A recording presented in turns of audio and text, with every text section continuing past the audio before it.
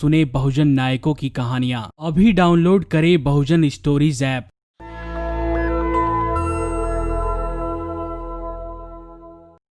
Patreon और अन्य माध्यमों से नेशनल दस्तक का सहयोग करने वाले सभी दर्शकों का बहुत बहुत शुक्रिया। आपके सहयोग से ही बहुजन मीडिया को नई ऊंचाई मिल रही है और मनोबल और अधिक बढ़ रहा है। आशा है आगे भी आप हमें ऐसे ही सपोर्ट करते रहेंगे। धन्यवाद। मौजूदा सरकार पर देश की महत्वपूर्ण संस्थानों के फैसलों को प्रभावित करने के आरोप लगते रहते हैं, चाहे वो अदालत के फैसले हो या चुनाव आयोग से जुड़ी कुछ बातें। विपक्षी पार्टियां मोदी सरकार पर संस्थानों के फैसलों में बेवजह दखलंदाजी करने के आरोप लगाती रहती है। इसी तरह मोदी सरकार पर देश के केंद्र bank reserve bank of India के फैसलों को भी प्रभावित करने के आरोप लगते रहे हैं। वहीं इस मामले में रिजर्व बैंक के पूर्व गवर्नर उर्जित पटेल ने भी सरकार की आलोचना की है। उर्जित पटेल ने इंसॉल्वेंसी और बैंक्रप्सी कोड IBC और केंद्र बैंक की सख्तियों को कम करने के लिए केंद्र की नरेंद्र मोदी सरकार की कड़ी आलोचना की है। उन्होंने कहा कि ऐसा करने से देश में बैड लोन के खिलाफ 2014 में चलाई गई मुहिम के खिलाफ धक्का लगेगा। बैड लोन उसे कहते हैं जिसे बैंक प्राप्त नहीं कर सकता। पूर्व गवर्नर उर्जित पटेल ने बैड लोन के बारे में अपनी किताब में लिखा है। Overdraft saving the Indian saver के नाम से किताब में उन्होंने लिखा, सुप्रीम कोर्ट के अप्रैल 2019 के फैसले में केंद्र बैंक के फरवरी 2018 के एक दिवसीय डिफॉल्ट रेजुलेशन को समस्याग्रस्त नहीं बताया गया था। हालांकि बाद में 7 जून 2019 को केंद्र बैंक के एक सर्कुलर ने उस पहलू को कमजोर बना दिया और दिवालियेपन शासन से जुड़े प्रावधान को भंगुर बना दिया है। उन्होंने कहा कि इसी वजह से कई डिफॉल्टर के खिलाफ कार्रवाई करने में देरी हुई और कई को दिवालियापन अदालतों की कार्रवाई से बचने में मदद मिली।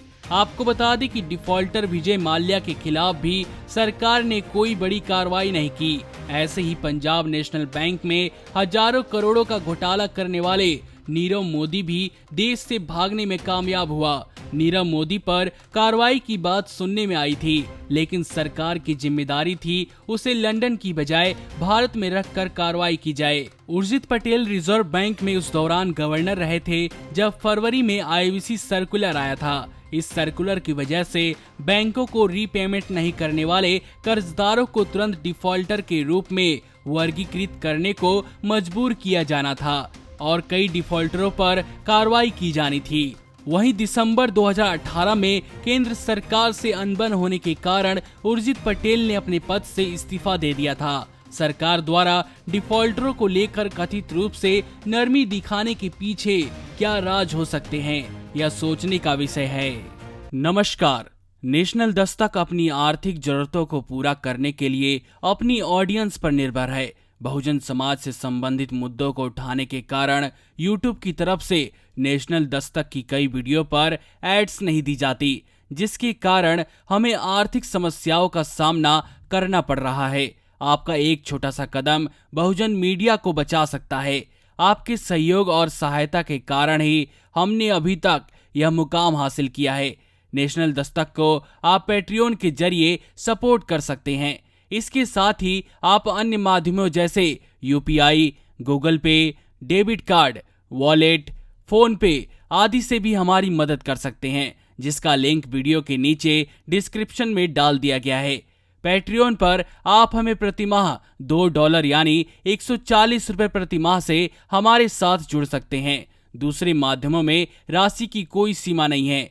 आपके सहयोग से ही बहुजन मीडिया को एक नई दिशा मिली है और इसे अभी एक नए मुकाम तक लेकर जाना बाकी है, जो आपके साथ के बिना संभव नहीं है।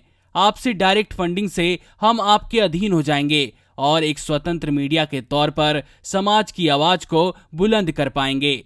धन्यवाद।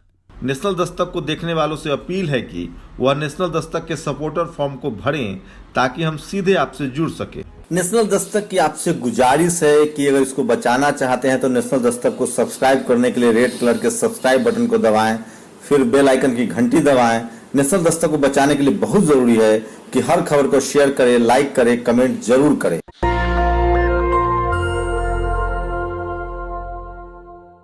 सुने बहुजन नायकों की कहानियां। अभी डाउनलोड करें बहुजन स्टोरीज ऐप।